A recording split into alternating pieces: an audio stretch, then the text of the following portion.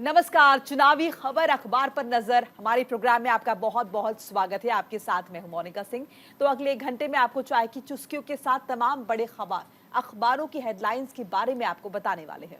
देखिए मोनिका, हमारे प्रोग्राम की खूबसूरती भी यही होती है कि तमाम बड़ी खबरों को आप इन तमाम अखबारों में जान भी पाते हैं और बहुत सरल अंदाज में हम आपको उस खबर से रूबरू भी कराते हैं। आपके साथ मैं दीपिका सिंह। चलिए बढ़ेंगे खबरों में। तीसरे चरण के 93 सीटों पर मतदान पूरा हो गया। 64.58 रहा वोट प्रतिशत। देखिए, अमर उजाला सहित सभी अखबारों ने इस खबर को तरजीह दी है। लोकसभा चुनाव के तीसरे चरण में 11 राज्यों और केंद्र शासित प्रदेशों की 93 सीटों पर मंगलवार को औसतन 64.58% मतदान हुआ। असम में सबसे अधिक 81.71%, उत्तर प्रदेश में सबसे कम 57.34% मत पड़े। पश्चिम बंगाल में छिटपुट हिंसा को छोड़कर मतदान शांतिपूर्ण रहा। तो देखिए, मतदान प्रतिशत में अभी भी बदलाव की उम्मीद है क्योंकि फाइनल आंकड़े शायद नहीं है। लेकिन देखिए, रफ नोट पर अगर हम देखें तो दीपिका 64% से, माफ कीजिएगा, थोड़ा ज्यादा ही मतदान रहा है, जो कि हम एवरेज वोटिंग कह सकते हैं। अभी भी जिसकी उम्मीद हम कर रहे हैं कि बेहतर वोटिंग निकलकर सामने है, वो नहीं हो रही। और इसके पीछे देखिए, राजनीतिक पंडित ये कहीं ना कहीं मान रहे हैं कि राजनीतिक पार्टियां जो है वो नहीं हो रही कामयाब लोगों को अपने घरों से बाहर निकालने के लिए। शायद कमी मुद्दों की है, किस चीज की कमी बताई जा रही है, लेकिन आपको बता रहे देखिए, सबसे ज्यादा जो वोटिंग है वो असम में देखने को मिली है। असम में 81% से ज्यादा वोटिंग हुई है और सबसे कम उत्तर प्रदेश में वोटिंग हुई है। 57.34% वोटिंग जो है वो उत्तर प्रदेश में देखने को मिली है। कल प्रधानमंत्री नरेंद्र मोदी को भी आपने देखा होगा, सुबह तकरीबन 7:30 बजे वो पहुंच गए थे। अपने मताधिकार का इस्तेमाल उन्होंने किया और आम जनता को उन्होंने संदेश भी दिया कि आपको भी अपने अपने मताधिकार का इस्तेमाल करना है। तो तमाम तरह की नज़ीर भी पेश की जाती रही हैं चुनाव के दौरान, लेकिन बावजूद इसके वो नतीजे जिनकी उम्मीद हम करते हैं वो निकलकर सामने नहीं आ पाते। देखिए, चिंता की बात है। चिंता की बात ये है कि 2 चरणों में जिस तरीके से वोटिंग का परसेंटेज कम रहा था, अब तीसरे चरण में भी वही हाल रहा। हम देखिए, उत्तर प्रदेश का हम जिक्र कर रहे थे जिसमें 57 यानी कि बहुत कम वोटिंग का परसेंटेज रहा है। ये अपने आप में बहुत चिंता की बात है, क्योंकि उत्तर प्रदेश में देखा जाए सबसे ज्यादा लोकसभा सीटें जो हैं इसी राज्य से आती हैं। उसके बाद यहाँ पर उदासीनता देखने को मिली है। बड़ी बात यह है कि 2 चरणों के बाद लगातार, चाहे वह बीजेपी हो चाहे कांग्रेस हो, तमाम दल जो थे वह जनता से अपील हर बार कर रहे थे, मंचों से अपील कर रहे थे कि आप घरों से बाहर जरूर निकलिए, अगला फेज में आप मत प्रतिशत को बढ़ाइए। अब समझने वाली बात ये होगी मोनिका कि यहाँ पर जो वोट परसेंटेज है आखिरकार कम क्यों जा रहा है। आखिरकार हम ये कह सकते हैं कि जो मतदाता हैं, क्यों राजनीतिक पार्टियां उनको लुभा नहीं रही हैं। देखिए, परसेप्शन पहले अलग बना हुआ था। परसेप्शन ये भी कहीं ना कहीं होता था पहले कि यदि मतदाता घरों से बाहर कम निकल रहा है तो इसका मतलब ये है कि वो बदलाव नहीं चाहता है। अच्छा, कुछ चीज़ों में यदि हम कुछ विधानसभाओं में देखें या नजर दौड़ाएं उनके चुनावों पर या उनके रिजल्ट पर नजर दौड़ाएं, तो ये परसेप्शन, जो धारणा है, वो कहीं ना कहीं बदली भी है। लेकिन अब यहाँ पर कहा जाता है ना कि जो वोटर्स होता है उसके मन में क्या चल रहा होता है वो नहीं समझ पाते कोई भी पार्टी, और इसी को लेकर ये चिंता की बात कहीं ना कहीं राजनीतिक दलों के लिए आ खड़ी हुई है। बिल्कुल, देखिए, कहीं ना कहीं अगर हम देखें कि बदलाव नहीं चाहता है, ये बदलाव चाहता है, दोनों सूरतों में घरों से तो आपको बाहर निकलना ही है।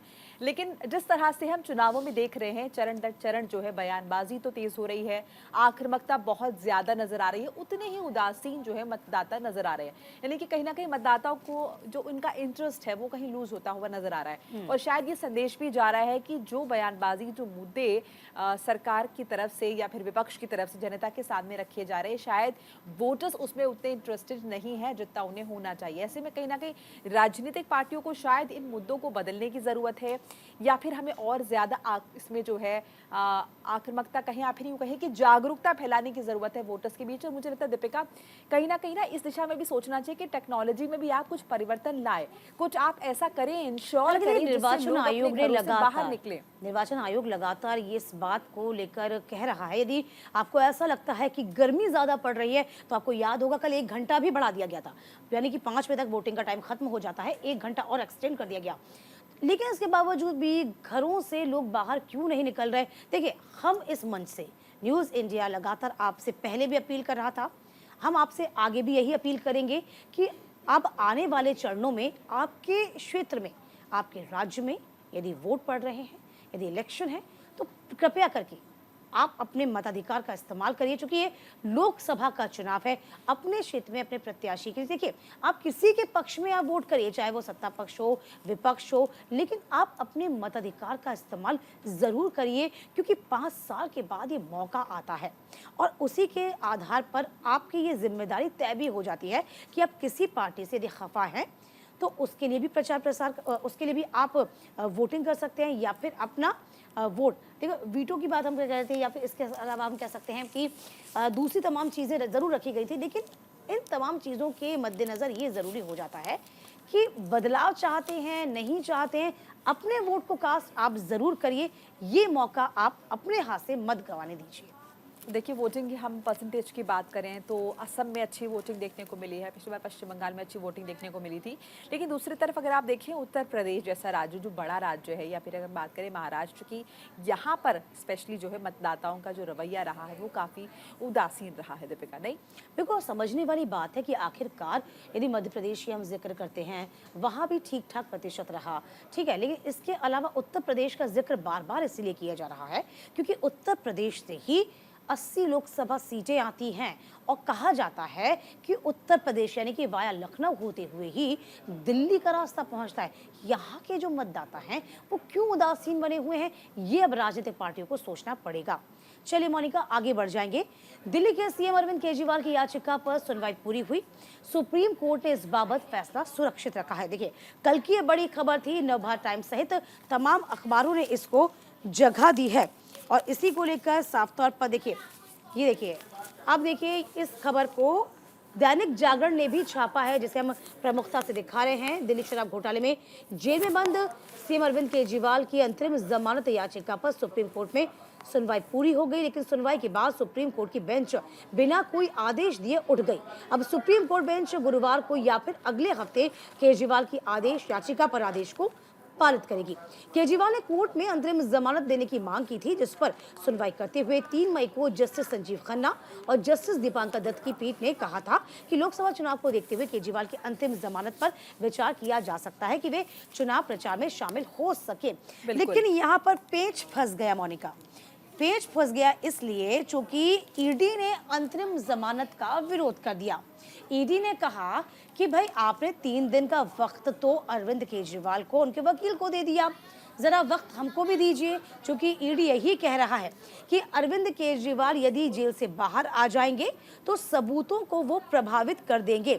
तो कल देखिए, कल ये माना जा रहा था कि हो सकता है, जो कि फेवर जो था कहीं ना कहीं ऐसा लग रहा था कि आम आदमी पार्टी के पक्ष में जा रहा था, लेकिन अब आगे और देखना होगा, आगे और विचार करना होगा। बिल्कुल, लेकिन देखिए कहीं ना कहीं जो सुप्रीम कोर्ट का रवैया है ना वो काफी पॉजिटिव नजर आ रहा है और मुमकिन है कि फैसला आज आ जाएगा, कल आ जाएगा, अगले हफ्ते आ ही जाएगा, क्योंकि सुप्रीम कोर्ट की तरफ से लगातार कहा जा रहा है कि ईडी ने बहुत लंबा वक्त लगा दिया है अरविंद केजरीवाल, और अरविंद केजरीवाल कोई अपराधी नहीं है, वो चुने हुए मुख्यमंत्री हैं दिल्ली के, और उन पर ये जो केस है, क्योंकि ईडी ने सवाल दागा कि ये उन्हें स्पेशल ट्रीटमेंट नहीं दिया जा सकता है, तो कोर्ट ने कहा कि स्पेशल ट्रीटमेंट हम इसे नहीं कह सकते, एक स्पेशल केस हम जरूर कह सकते हैं, क्योंकि चुनावों का मौका है और दिल्ली के मुख्यमंत्री अरविंद केजरीवाल जो है एक पार्टी के संयोजक है, साथ ही साथ देखिए दिल्ली की सरकार के मंत्री हैं, चुने हुए मंत्री हैं, वो मुख्यमंत्री जो हैं, ऐसे में ये देखना जरूरी हो जाता है कि उन्हें चुनाव प्रचार की दरकार होगी। हालांकि उन्होंने ये भी कहा है साथ ही साथ कि वो ये इंश्योर करें कि जब वो जमानत पर बाहर रहें तो फाइल्स वो साइन न करें, जिस चीज़ के लिए वो बेल ले रहे हैं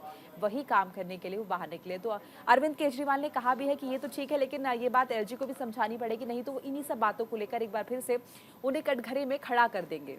लेकिन बड़ी बात यह है ना कि मोनिका, समय बीत रहा है, बीत नहीं रहा, समय भाग रहा है। ये लोकसभा चुनाव है, हालांकि सुप्रीम कोर्ट कह रहा है, लेकिन आप देखिए 3 चरणों के मतदान हो चुके हैं, अब चौथे चरण की तैयारी हो रही है। तमाम पार्टियां प्रचार प्रसार में जी जान से जुटी हुई हैं। यदि अब जमानत मिल जाएगी तो क्या ये मेक श्योर है कि अरविंद केजरीवाल उतनी मुखरता से अपनी पार्टी के प्रचार प्रसार कर पाएंगे? हम वही कह रहे हैं, समय कम है, काम ज्यादा है। इस बीच ईडी ने भी कह दिया है कि वक्त हमें भी मिलना चाहिए। एक बात और ईडी ने कही, जरा आपको बता देते हैं। ईडी ने किया अंतरिम जमानत का विरोध, कहा राजनेता व आम आदमी में नहीं कर सकते हैं अंतर। तो यहाँ पर ईडी ने कहा कि यदि कोई कानून वो आम इंसान के लिए है, आम नागरिक के लिए है, तो वही कानून राजनेता के लिए भी होना चाहिए। ईडी पहले ही कह रहा था कि हमारे पास पर्याप्त सबूत हैं। आपको याद होगा उन तमाम फोनों का जिक्र किया गया कि 270 या 200 फोन अरविंद केजरीवाल ने उस वक्त बदल दिए हैं। तमाम सबूत हैं। हाईकोर्ट ने भी कह दिया था कि सबूतों के आधार पर ही गिरफ्तारी हुई है। यहाँ पेच क्या फंसेगा नहीं फंसेगा ये देखने वाली बात होगी। लेकिन कहीं ना कहीं यदि अरविंद केजरीवाल जमानत पर बाहर आ जाते हैं तो आम आदमी पार्टी के लिए इस वक्त ये संजीवनी का काम करने वाली है। बिल्कुल। और देखिए जैसे कि मैंने भी अभी जिक्र किया कि ईडी की तरफ से कहा ही जा रहा है कि स्पेशल ट्रीटमेंट नहीं दिया जाना चाहिए, लेकिन कोर्ट ये बात कह रहा है कि स्पेशल ट्रीटमेंट इसे नहीं कहेंगे, एक स्पेशल केस कहेंगे क्योंकि वो चुने हुए मुख्यमंत्री है। लगातार ईडी कह रहा है कि सबूतों के साथ छेड़छाड़ हो सकती है, लेकिन जो है कहीं ना कहीं सुप्रीम कोर्ट का भी कहना है कि सबूतों के साथ छेड़छाड़, क्योंकि वो कोई इस तरह के अपराधी नहीं है जिनका कोई ट्रैक रिकॉर्ड रहा है, वो हिस्ट्री शीटर कोई नहीं है, इसलिए उन्हें इस तरह की कैटेगरी में रखना जो है वो ठीक नहीं होगा। वो चुने हुए मुख्यमंत्री हैं और ये जो केस है ये एक अलग तरह के केस है, तो हर केस को अलग तरह से देखना जरूरी है।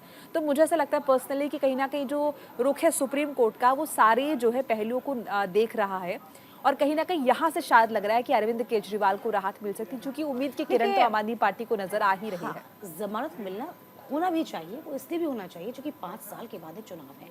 लोकसभा का चुनाव कोई साधारण चुनाव नहीं होता, तो ये समझने वाली बात है। लेकिन ईडी पुरजोर लगा रही है कि अरविंद केजरीवाल की जमानत न हो पाए। चलिए मोनिका आगे बढ़ जाते हैं। बिल्कुल। देखिए प्रधानमंत्री नरेंद्र मोदी ने कांग्रेस पार्टी पर निशाना साधा है और कहा है कि कांग्रेस से बचाने के लिए हमें 400 सीटें लानी जरूरी होंगी। दैनिक जागरण में खबर छपी है। प्रधानमंत्री नरेंद्र मोदी ने कांग्रेस पार्टी को निशाने पर लिया है और कहा है कि कांग्रेस राम मंदिर पर बाबरी ताला ना लगा सके, इसीलिए 400 सीटें चाहिए। तो इसे लेकर प्रधानमंत्री नरेंद्र मोदी ने कांग्रेस पार्टी पर निशाना साधा है। मध्य प्रदेश के धार पहुंचे थे, जनसभा को संबोधित कर रहे थे और विपक्षी दलों पर जमकर निशाना साध रहे थे। उन्होंने कहा कि 400 सीटों की दरकार इसीलिए है कि देखिए पहले चरण में विपक्ष पस्त पड़ गया था, दूसरे चरण में विपक्ष ध्वस्त हो गया और तीसरे चरण में विपक्ष अस्त हो जाएगा। ये कल उन्होंने कहा मतदान के दौरान। और देखिए हम आपको हेडलाइन भी दिखा रहे हैं किस तरह से प्रधानमंत्री मोदी ने निशाना साधा। 400 सीटें चाहिए ताकि कांग्रेस राम मंदिर पर बाबरी ताला न लगा सके। देखिए लगातार बयानबाजी का जिक्र हम मोनिका कर ही रहे हैं, किस तरीके से जैसे जैसे चरण आगे बढ़ते जा रहे हैं और इन चरणों को लेकर अब जो बयानबाजी है वो तेज होती जा रही है। मध्य प्रदेश के खरगोन धार में जनसभा को संबोधित किया गया। अच्छा, इस बीच दिलचस्प ये भी है क्योंकि लगातार बीजेपी 400 पार का यानी कि एनडीए 400 पार का लक्ष्य रखी हुई है। 400 सीटें चाहिए और 400 सीटें मिलना तभी संभव होगा कि जब 50% से ज्यादा वोट बैंक जो है वह कहीं ना कहीं आपके पास हो, यानी कि 50% से ज्यादा मतदाता अपने मताधिकार का इस्तेमाल करें। अब लालू प्रसाद यादव पे भी उन्होंने तंज कस दिया। लालू प्रसाद यादव पे कह दिया है कि पीएम ने धार में कहा कि बेशर्म इंडी गठबंधन चारा खाने वाले नेता लालू प्रसाद यादव को सिर पर बैठाकर नाच रहे हैं। कांग्रेस तो ओबीसी कोटे में डाका डालकर मुस्लिमों को आरक्षण देना चाहती है और उनके सहयोगी दल भी इस पर समाज को बांटने का बयान दे रहे हैं। मतलब ये है कि एससी एसटी ओबीसी समाज को जितना आरक्षण मिला है वह छीन कर ये लोग पूरा का पूरा आरक्षण मुसलमानों को दे देना चाहते हैं। बता दें लालू प्रसाद यादव ने मंगलवार को ये तमाम बातें कही थी। देखिए दैनिक जागरण ने इस खबर को तरजीह दी और इसके अलावा मोनिका भी आपको बता रही हैं। देखिए इसका मतलब आप समझ लीजिए जरा कि प्रधानमंत्री कह रहे हैं कि 400 सीटें आप जिता दीजिए ताकि ऐसा हो कि बाबरी ताला न लग सके, क्योंकि साफ तौर पर लगातार बीजेपी है हर मंच से इस बात को कह रही है, क्योंकि यहाँ पर कांग्रेस की नीयत INDA गठबंधन की नीयत साफ नहीं है। संविधान में बदलाव की बात कर रहे हैं, आरक्षण यानी कि जातिवाद जो है यानी कि जाति के आधार पर आरक्षण की बात कांग्रेस कर रही है, लेकिन किसी भी सूरत हाल में इसे लागू नहीं होने दिया जाएगा। ये लगातार बीजेपी हर मंच से कहती नजर आ रही है। बिल्कुल। और देखिए भास्कर में भी खबर का जिक्र हुआ है, कहा कि कांग्रेस की साजिश रोकने के लिए 400 सीटें जो है वो मोदी सरकार को दे। प्रधानमंत्री ने कहा कि कांग्रेस पार्टी की हर साजिश को नाकाम करना है। देखिए कांग्रेस कश्मीर में धारा 370 फिर से लागू कर सकती है अगर सत्ता में आएगी। अयोध्या में राम मंदिर पर ताला लग सकता है। खाली जमीन दूसरे देशों को ना सौंप दी जाए, यानी कि यहाँ पर कच्चा तीवू द्वीप का भी जिक्र कर दिया प्रधानमंत्री नरेंद्र मोदी ने। कहा है कि आरक्षण अपने वोट बैंक को ना दे दे, गरीबों का जो आरक्षण है कांग्रेस पार्टी जो है उसे अपने वोट बैंक को ना दे दे। मोदी ने कहा कि देखिए, मैंने 2 हफ्ते पहले कांग्रेस से 3 बातें लिखकर मांगी थी। पहली, धर्म के आधार पर आरक्षण नहीं देंगे। दूसरी, SC/ST को OBC का आरक्षण नहीं देंगे। तीसरी, कांग्रेस की राज्य सरकारें OBC कोटे का आरक्षण मुसलमानों को नहीं देंगी।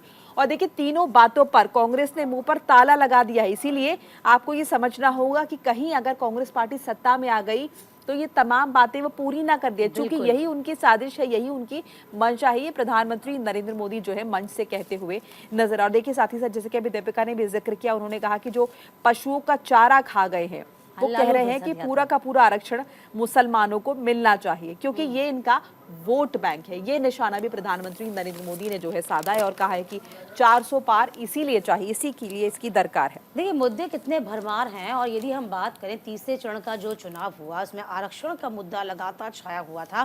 कांग्रेस लगातार इस बात का जिक्र कर रही थी कि ऐसी पार्टियां, यानी कि ऐसे अभी भी समाज हैं, वंचित समाज हैं, इनको मुख्य धारा में जोड़ना है। और ये मुख्य धारा में तभी जुड़ेंगे जब इनको आरक्षण दिया जाएगा। अभी हाल ही में आपको याद ही होगा कि SC/ST पर 50% का आरक्षण है। कांग्रेस जो है वो लगातार इस बात को कह रही है कि इस 50% के जो कैप है इसको हम हटा भी सकते हैं, यानी कि हम यदि सत्ता में आते हैं तो इस कैप को बढ़ाया जा सकता है, यानी कि आपको 70% की दरकार होगी तो 70% भी दिया जा सकता है। यहाँ पर बीजेपी का कहना है कि आप एक पर्टिकुलर वोट बैंक को साधने के लिए इस तरह के आरोप लगा रहे हैं, इस तरह की बातें कह रहे हैं। आप मुसलमानों को सीधा सीधा फायदा पहुंचाना चाहते हैं, इसीलिए आप जाति के आधार पर आरक्षण की बात कर रहे हैं। जिन 3 सवालों का जिक्र मोनिका ने आपसे किया, वो 3 सवाल जो है लगातार प्रधानमंत्री नरेंद्र मोदी हर एक मंच से कांग्रेस से पूछ रहे हैं कि जाति के आधार पर आरक्षण नहीं होगा। दूसरी बात, संविधान में बदलाव का जिक्र लगातार कांग्रेस कर रही है कि बीजेपी सत्ता में आएगी, NDA सत्ता में आएगी तो संविधान में बदलाव कर दिया जाएगा, संविधान में किसी तरह का कोई बदलाव नहीं होगा। तीसरी बातें, जो आरक्षण खत्म करने की बात लगातार आप कर रहे हैं कि ST SC या फिर वंचितों का आरक्षण बीजेपी खत्म कर देगी, तो ऐसा होगा ही नहीं, ऐसा नहीं किया जाएगा। लेकिन इन तमाम वादों से, इन तमाम मैनिफेस्टो से भी आप मतदाताओं को नहीं लुभा पा रहे। सवाल तो यही है। बिल्कुल। और देखिए, मुस्लिम आरक्षण का मसला दीपिका जो कर्नाटक में उठा रहा, कितना आगे तक ये आ गया है। मुस्लिम आरक्षण के मसले पर फिलहाल लालू और मोदी आमने सामने। ये नवभारत टाइम्स में ये हेडलाइन छपी है, कहा है कि दोनों के दोनों जो बड़े नेता हैं आमने सामने आ गए, क्योंकि लालू यादव ने खुलकर वकालत की। उन्होंने कहा कि मुसलमानों को आरक्षण मिलना चाहिए और प्रधानमंत्री कह रहे कि देखिए, ये गरीबों का आरक्षण है, OBC कोटे का आरक्षण है, हो सकता है कि SC/ST का आरक्षण भी खत्म कर दें और अपने जाति वोट बैंक को दे दें। एक विशेष जाति को, एक विशेष संप्रदाय को, समुदाय को ये आप वोट देना चाहते थे। कि CM योगी आदित्यनाथ ने भी हर एक मंच से बात कही थी कि आप ये चाह रहे हैं, यानी कि अल्पसंख्यकों को आप कुछ भी खाने की छूट देने की बात कर रहे हैं, लेकिन ऐसा होगा नहीं। चलिए आगे बढ़ेंगे, लेकिन फिलहाल वक्त एक छोटे से ब्रेक का, कहीं मत जाइएगा।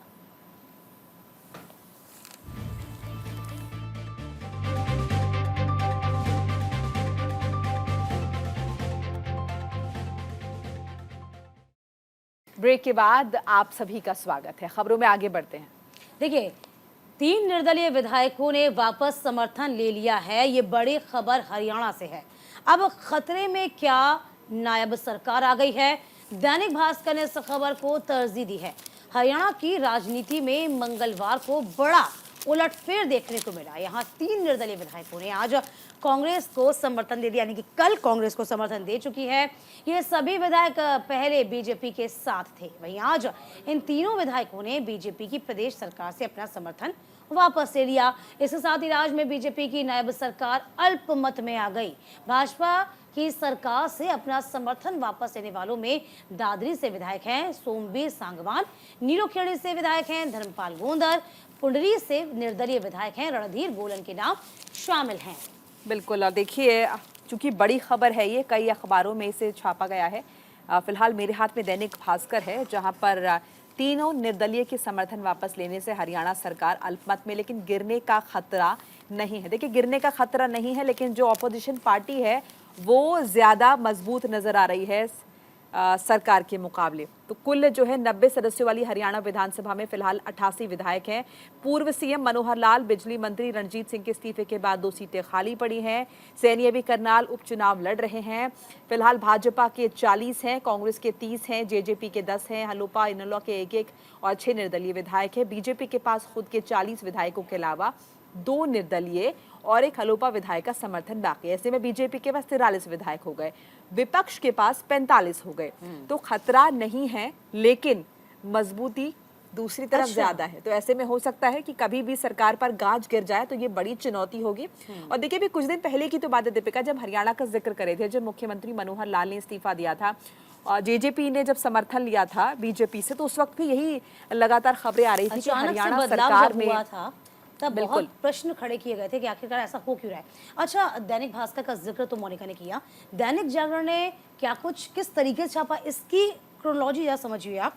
हरियाणा में सितंबर अक्टूबर में विधानसभा चुनाव होने के प्रस्ताव है, ये सभी को पता है। अब जो अपकमिंग सितंबर आएगा, अक्टूबर आएगा, उसमें चुनाव होंगे। अब जरा समझिए आप, हरियाणा की 90 सदस्यीय विधानसभा में रानिया के निर्दलीय विधायक हैं रणजीत सिंह चौटाला, करनाल के भाजपा विधायक मनोहर लाल इस्तीफा दे चुके हैं। मनोहर लाल करनाल लोकसभा सीट से और रणजीत चौटाला हिसार लोकसभा सीट से चुनाव लड़ रहे हैं। ऐसे में 88 सदस्यीय विधानसभा में कांग्रेस यदि भाजपा सरकार के विरुद्ध अविश्वास प्रस्ताव लेकर आती है तो 45 विधायकों के समर्थन का आंकड़ा भाजपा विधानसभा में आसानी से पेश कर सकती है, ऐसा दैनिक जागरण कह रहा है। लेकिन फिर भी यदि हम नजर दौड़ाएं, पहले 4 थे जिन्होंने, जिसमें आपको बता दें कि निर्दलीय थे जिन्होंने विरोध किया, उसके बाद शाम होते होते 3 रह गए। अब यहाँ पर लगभग यदि हम आंकड़ों को देखें तो 40 तो बीजेपी के पास है, निर्दलीयों का जो आंकड़ा बैठा हुआ है कांग्रेस के पास यदि 30 का है, और इसके साथ जेजेपी का आंकड़ा 10 का है, निर्दलीय है 6, फिलहाल 3 है, यानी कि इनको देखा जाए तो 43। अब देखने वाली दिलचस्प बात होगी, क्या किसी पार्टी की, यानी कि 2 की अब जरूरत है, मात्र 2 की। अब यदि ये 2 मिल जाएंगे विधायक तो बराबरी पे आ जाएंगे, तो फिलहाल अभी ये नहीं कहा जा सकता पूरे तौर पर कि अल्पमत में बीजेपी है या नहीं है, क्योंकि चुनौतियां कांग्रेस के लिए भी कम नहीं है। और देखिए, इस बीच ये भी बताया कि जो निर्दलीय विधायक जिन्होंने अपना पल्ला झाड़ा है सरकार से, उनका ये कहना है कि अब जो राजनीति का स्तर है वो अलग जा रहा है। कहीं ना कहीं सरकार जो है वो मुद्दों की बात नहीं कर रही है, धर्म की राजनीति की जा रही है, जात की राजनीति की जा रही है, जिससे हम परहेज करना चाहते हैं और इसीलिए हम सरकार से अलग हो रहे हैं। ये हमने स्टेटमेंट सुबह आपको सुनाया भी था। लगातार उनकी तरफ से कहा जा रहा है कि जो बेरोजगारी के मुद्दे हैं, युवाओं के मुद्दे हैं, जब सरकार उन पर बात नहीं करेगी तो हम अपना काम आगे कैसे करेंगे। और इसीलिए ये फैसला लिया गया और इसीलिए जो है ये आगे जो है प्रपोज किया गया कि हम जो है अब सरकार का हिस्सा नहीं है, हम सरकार से अपना समर्थन वापस ले रहे हैं। लेकिन संख्या के हिसाब से यदि हम बात करें तो संख्या के हिसाब से देखिए भाजपा सरकार अल्पमत में है, ये माथे पर चिंता की लकीर है। अब चिंता की लकीर क्यों भी है, इसे ऐसे भी समझ लीजिए आप। अभी तो फिलहाल लोकसभा चुनाव चल रहा है, इस बीच निर्दलियों ने साथ छोड़ दिया बीजेपी का। अब आप समझिए, जो कि अक्टूबर में और सितंबर अक्टूबर में विधानसभा चुनाव हरियाणा में होने हैं, और इसी के मद्देनजर जो बदलाव किया गया था सरकार में, मनोहर लाल को हटाया गया था, अब ये बदलाव क्या कारगर साबित होगा बीजेपी के लिए, ये देखने वाली बात होगी। चिंता की बात मोनिका यहाँ आके खड़ी हो जाती है, क्योंकि अब विधानसभा चुनाव आने हैं। ऐसे में चाहे वो कांग्रेस हो, चाहे वो बीजेपी हो, जेजेपी जहाँ की बड़ी प्रमुख क्षेत्रीय पार्टी है, क्या वो तैयार है, ये देखने वाली बात होगी, क्योंकि अब माथे पर शिकन दोनों ही पार्टियों के आने वाली है। बिल्कुल। और देखिए, विपक्ष भी ये मांग कर रहा है कि घोषित कर दिया जाए कि सरकार अल्पमत में है और राष्ट्रपति शासन जो है वो लागू कर दिया जाए प्रदेश में। फिलहाल ये स्थिति है। दूसरी तरफ अगर हम मुख्यमंत्री की बात करें, नायब सिंह सैनी, तो उनका कहना रहा निर्दलीय विधायकों को लेकर कि देखिए उन्हें दूसरी पार्टी की तरफ से प्रलोभन दिए जा रहे हैं। आजकल कांग्रेस पार्टी यही काम कर रही है कि प्रलोभन देकर अपनी तरफ, अपने पाले में जो है विधायकों को कर रही है। तो यही काम फिलहाल हरियाणा में भी कांग्रेस पार्टी मोनिका थोड़ी अच्छी खबर है, वरना कांग्रेस का सभी साथ छोड़ कर जा रहे हैं, ये सब जान रहे हैं। चाहे वो मध्य प्रदेश का जिक्र कर लीजिए आप, प्रत्याशी जिनको टिकट दे दिया गया उन्होंने वो टिकट ही छोड़ दिया। देख रहे, इसमें इंदौर शामिल था, जिसमें किस तरीके से इंदौर से भी प्रत्याशी ने समर्थन वापस ले लिया था। बड़े बड़े नामी चेहरे, यदि हम मध्य प्रदेश के प्रदेश अध्यक्ष, कांग्रेस के प्रदेश अध्यक्ष रहे हैं, सुरेश पचौरी का जिक्र कर लें, सुरेश पचौरी ने साथ छोड़ दिया। तमाम बड़े चेहरे कांग्रेस का साथ छोड़े। महाराष्ट्र का जिक्र किया जाए, महाराष्ट्र में आपने देखी होगा स्थिति क्या बनी है। तो फिलहाल ये बीजेपी के कांग्रेस के लिए थोड़ा ऑक्सीजन का काम जरूर कर रही होगी हरियाणा से जो खबर आई है। चलिए बहरहाल आगे बढ़ेंगे खबरों में और बात करेंगे बीएसपी सुप्रीमो मायावती के खेमे की। मायावती ने भतीजे आकाश आनंद को सभी बड़े पदों से हटा दिया है।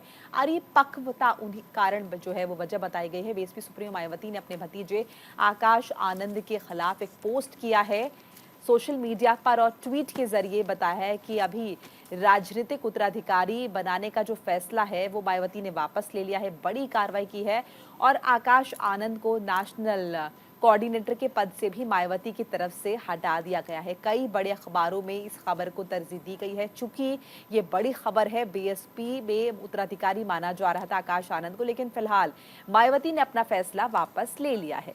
देखिए, मायावती ने फैसला वापस लिया। दैनिक जागरण ने फ्रंट पेज पर सबसे बीच में, सबसे ऊपर इस खबर को छापा है, जो कि उत्तर प्रदेश की राजनीति के हिसाब से, बसपा की राजनीति के हिसाब से ये बहुत बड़ी खबर है। बड़ी खबर क्यों है, जरा अब इसको समझ लीजिए आप। क्योंकि मायावती ने किस तरीके से कहा, बसपा प्रमुख पार्टी ने जो नेशनल कोऑर्डिनेटर का पद था उससे हटा दिया है। अच्छा, ये फैसला क्यों लिया गया, अब आप समझिए कि जिस तरीके से आकाश आनंद को कहा जा रहा था कि मायावती के वे उत्तराधिकारी हैं, लेकिन उनको अपरिपक्व कह दिया गया।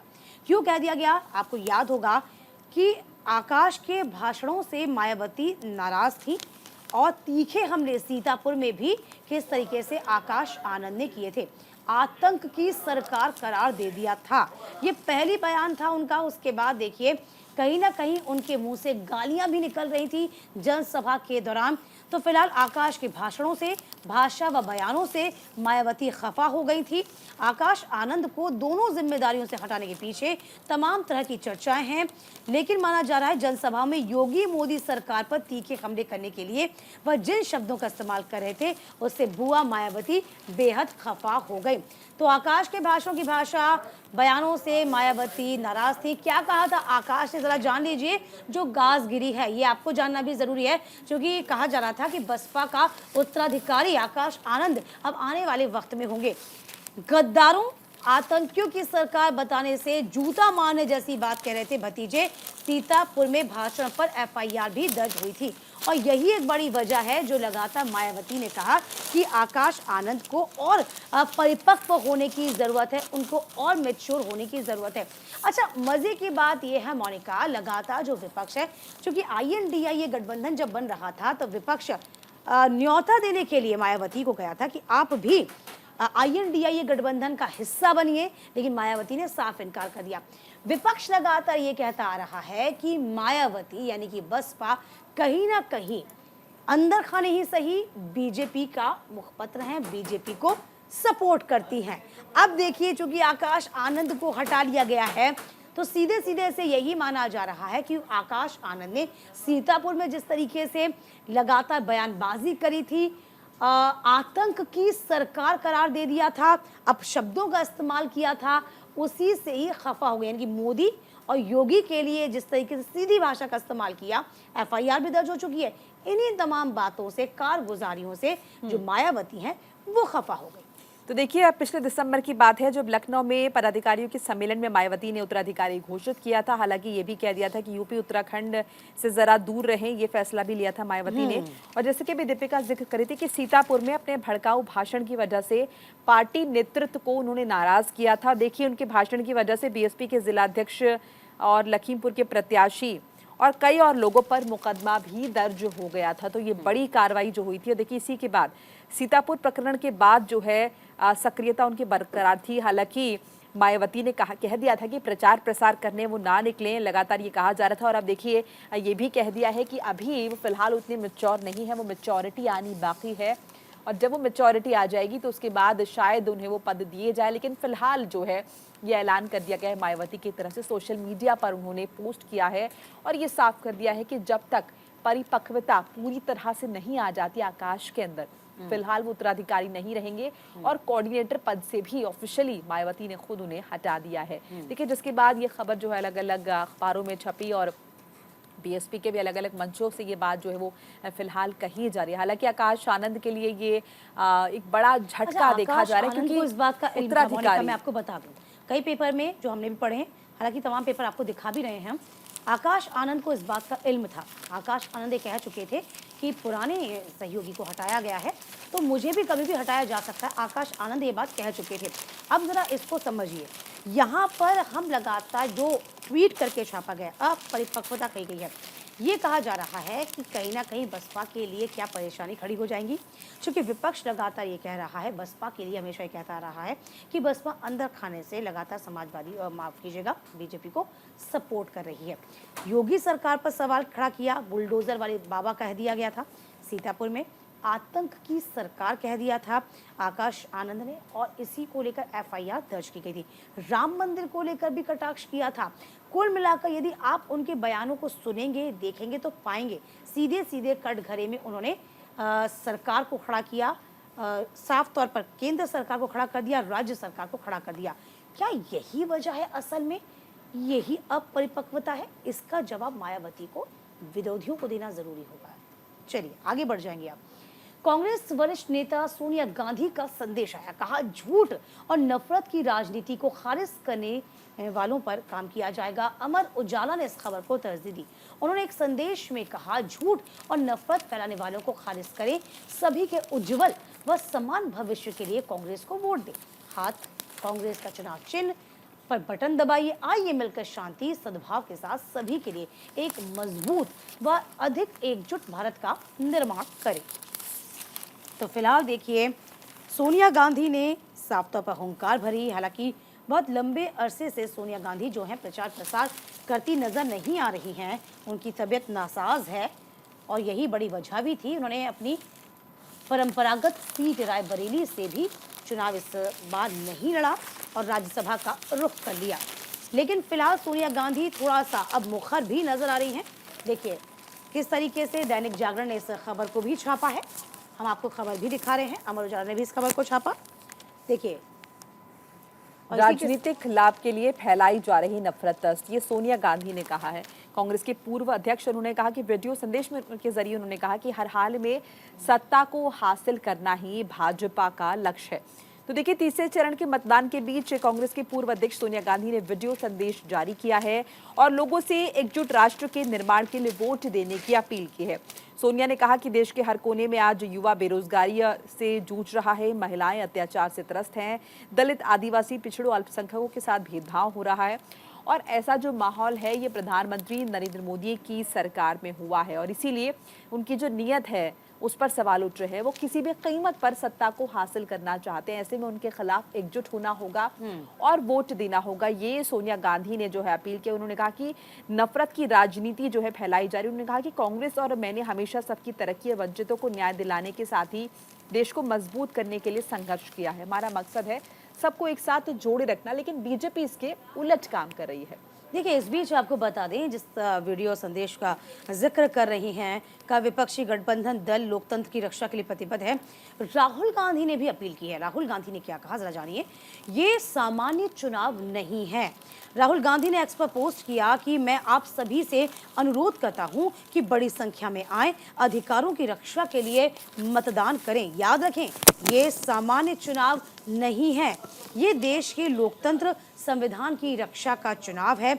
राहुल ने पार्टी कार्यकर्ताओं से कांग्रेस की न्याय गारंटी के साथ साथ घर घर जाने और भाजपा की विचारधारा, उसके नफरत के एजेंडे से उत्पन्न खतरे को लोगों को बताने का आग्रह किया। देखिए मोनिका, लगातार देखिए सोनिया गांधी अमूमन जिक्र यूं कह सकते हैं कि प्रचार प्रसार में जुटी नहीं है, लेकिन वीडियो संदेश के जरिए वो कहीं ना कहीं से इस बात को रख रही हैं कि आप ज्यादा से ज्यादा INDIA गठबंधन को चुनाव उनके पक्ष में वोट करिए, उनको विजयी बनाइए।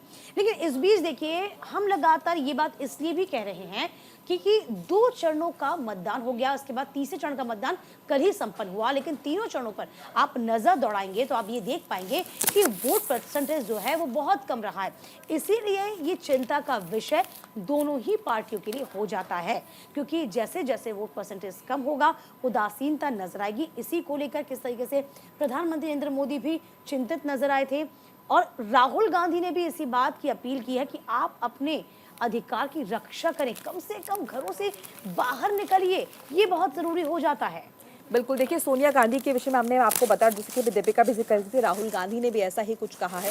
देखिए राहुल गांधी ने कहा है कि जल, जंगल और जमीन को छीनना चाहती है भाजपा सरकार। उन्होंने कहा कि झारखंड में इंडी ब्लॉक करोड़ों को लखपति बनाएगा।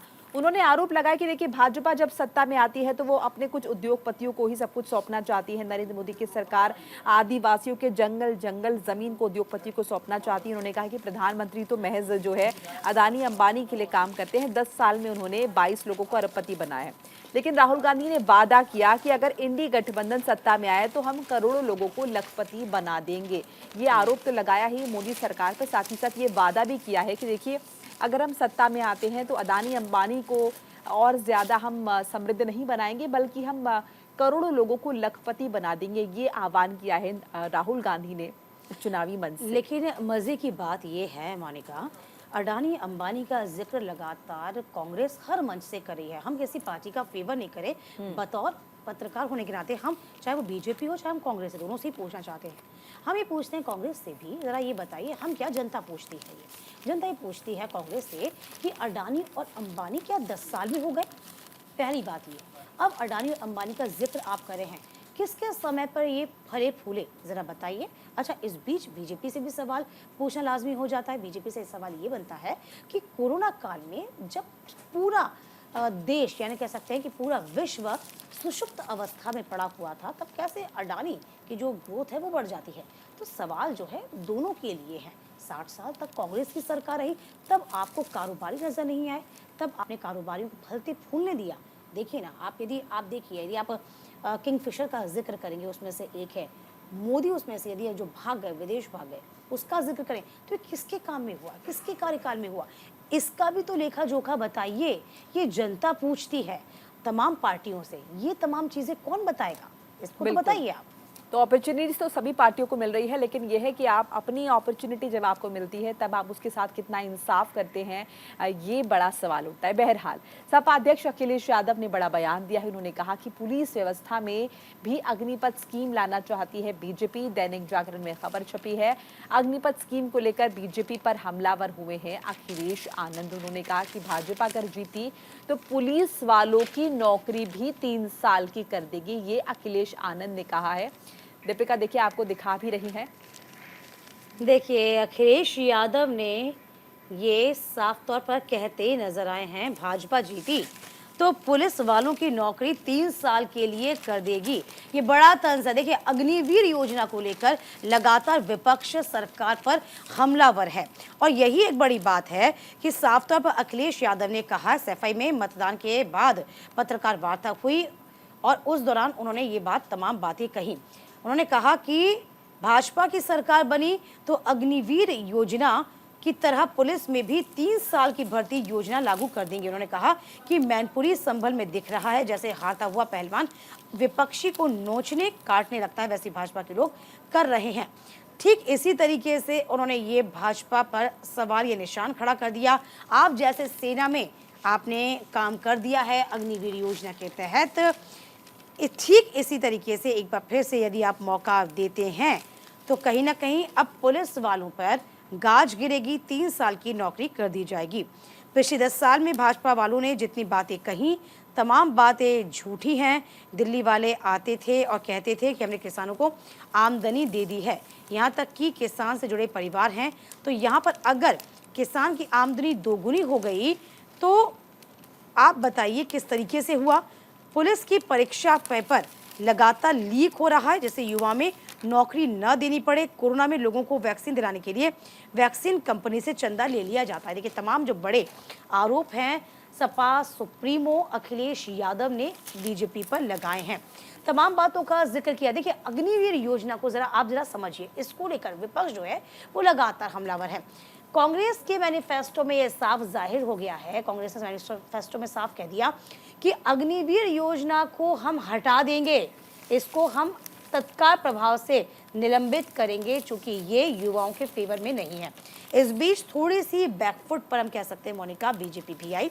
बीजेपी ने कहा, रक्षा मंत्री राजनाथ सिंह को भी आपने सुना होगा, उन्होंने ये कहा साफ तौर पर कि यदि आपको ऐसा लगता है कि अग्निवीर योजना में थोड़ी खामी है, थोड़े बदलाव की जरूरत है, तो बदलाव हम करने के लिए तैयार हैं, बदलाव भी किया जाएगा। तो फिलहाल अब अखिलेश यादव मुखर हो गए हैं। तो देखिए, अखिलेश यादव के अलावा कांग्रेस पार्टी भी अलग अलग मंचों से इस स्कीम का विरोध करती हुई नजर आ रही। बहरहाल आगे बढ़ते हैं और दूसरी खबर का रुख कर लेते हैं। अगली खबर में क्या कुछ है दीपिका, आपको बताएंगी। बिल्कुल, देखिए अग्निपथ स्कीम को लेकर हम लगातार जिक्र कर ही रहे हैं, इसी खबर को लगातार छापा गया है। तो फिलहाल देखिए, अग्निवीर स्कीम के तहत देखिए बीजेपी का जो पलटवार है वो लगातार तेज होता जा रहा है। लेकिन अब आगे बढ़ते हुए मल्लिकार्जुन खड़गे की बात कर लेते हैं। कांग्रेस अध्यक्ष मल्लिकार्जुन खड़गे ने विपक्ष के नेताओं को खत लिख दिया, चुनाव आयोग के कामकाज पर सवाल खड़े कर दिए। अमर उजाला ने इस खबर को छापा।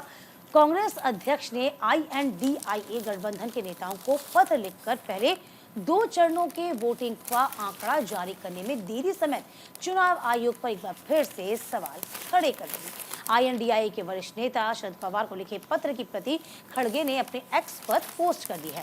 खड़गे ने कहा, हालिया घटनाक्रम में जाहिर है कि चुनाव आयोग की विश्वसनीयता अब तक के सबसे निचले स्तर पर है। देखिए, हमेशा से लेकर अभी तक आपने देखा होगा, चाहे EVM हो, उस पर सवाल खड़े किए जा रहे थे। अब EVM से छूटे तो अब ये कहा जा रहा है कि 2 चरणों का जिक्र कर लीजिए। देखिए, ये जो पेपर है, ये जो लेटर है, ये कहीं ना कहीं मल्लिकार्जुन खड़गे ने जारी किया। मल्लिकार्जुन खड़गे ने कहा कि भाई आप ये बताइए कि आपने जो आंकड़े सामने रख रहा है चुनाव आयोग, इलेक्शन कमीशन, इसकी कारगुजारी पर ही हमें अब कहीं ना कहीं संदेह खड़ा हो रहा है। तो कारगुजारी पर संदेह इसलिए खड़ा हो रहा है कि क्या ऐसी वजह है कि जो आप आंकड़े बता रहे हैं उसमें इतनी देरी क्यों कर रहे हैं, और इसी पर ही अब कहीं ना कहीं मल्लिकार्जुन खड़गे ने सवाल पूछा है। तो देखिए, अलग अलग मंचों से अलग अलग मुद्दों को लेकर सरकार को घेरा जा रहा है और इसी कड़ी में ये मल्लिकार्जुन खड़गे की चिट्ठी जो है वो सामने आई है। तो मुद्दे चाहे कोई भी हो, लेकिन मकसद जो है वो ये कि किसी तरह से सरकार को घेरना है। जाहिर तौर पर विपक्ष है और विपक्ष का काम ही है सरकार को घेरना, और इसी वजह से ये चिट्ठी भी सामने है। बहरहाल अगली खबर का रुख कर लेते हैं, बात कर लेते हैं कि लालू यादव ने क्या कुछ कहा। देखिए, लालू यादव ने कहा कि मुसलमानों को आरक्षण मिलना चाहिए, पूरा आरक्षण मिलना चाहिए। अमर उजाला में ये खबर छपी है। लालू यादव ने किस तरह से मुखर हुए। RJD चीफ लालू प्रसाद यादव ने आरक्षण को लेकर बड़ा स्टेटमेंट दिया है। तो RJD चीफ लालू प्रसाद यादव ने कहा कि मुसलमानों को पूरा रिजर्वेशन मिलना चाहिए। देखिए, यही एक ऐसा बयान है जिसको लेकर लालू प्रसाद यादव अब घिर गए हैं। लालू ने PM नरेंद्र मोदी पर निशाना साध दिया। उन्होंने कहा कि PM मोदी संविधान व लोकतंत्र को खत्म करना चाहते हैं, ये बात जनता समझ गई है। लालू मंगलवार को MLC के शपथ ग्रहण में विधान परिषद पहुंचे थे, जहां उन्होंने ये बयान दे दिया। PM मोदी ने मध्य प्रदेश के धार में चुनावी सभा के दौरान लालू के बयान पर पलटवार भी कर दिया। कांग्रेस चुप है, लेकिन आज उनके एक सहयोगी दल ने इंडी गठबंधन के इरादों की पुष्टि कर दी। उनके नेता जो चारा घोटाले के मामले में जेल में हैं, कोर्ट से सजा पा चुके हैं, अभी जमानत पर बाहर हैं। कांग्रेस ऐसे लोगों को माथे पर बिठाकर नाच रही है। तो देखिए, मुसलमानों को मिलना चाहिए पूरा आरक्षण, ये लालू यादव ने कहा। दूसरी तरफ देखिए, प्रधानमंत्री मोदी की तस्वीर भी छपी है। उन्होंने कहा कि दलित और पिछड़ों के खिलाफ गहरी साजिश हो रही है। तो वर्सेस नजर आ रहा है, एक तरफ लालू यादव का बयान, दूसरी तरफ प्रधानमंत्री नरेंद्र मोदी ने उन पर पलटवार किया है, इंडी गठबंधन पर फिर से पलटवार किया है। देखिए, मुसलमानों को पूरा आरक्षण मिलना चाहिए, संविधान को खत्म करना चाहती है भाजपा, ये लालू यादव ने आरोप लगाया। और देखिए, कल उनका जो स्टेटमेंट है ये पूरे दिन सुर्खियों में रहा दीपिका।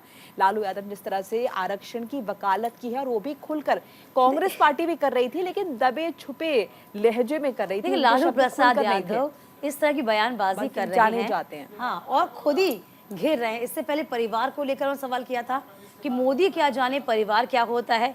तब बीजेपी ने इस बयान को हाथों हाथ ले लिया, कैंपेन चला दिया कि पूरा देश मोदी का परिवार।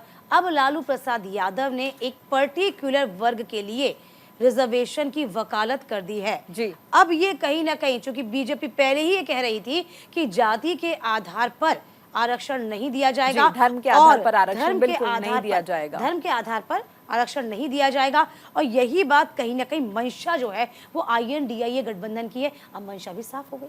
देखिए, खुलकर अगर वो बयानबाजी करे। देखिए, प्रधानमंत्री नरेंद्र मोदी ने इसे मुद्दा बनाया और अलग अलग मंचों से कल इसकी जो मुखालफत की है वो आप सभी ने देखा। चलिए, इसी के साथ चुनावी खबर अखबार पर नजर इस सेगमेंट में आज के लिए बस इतना ही, लेकिन कल हम फिर हाजिर होंगे ठीक समय पर। आप तैयार रहिएगा अपनी चाय की चुस्कियों के साथ। अभी हमें दीजिए इजाजत। नमस्कार। नमस्कार।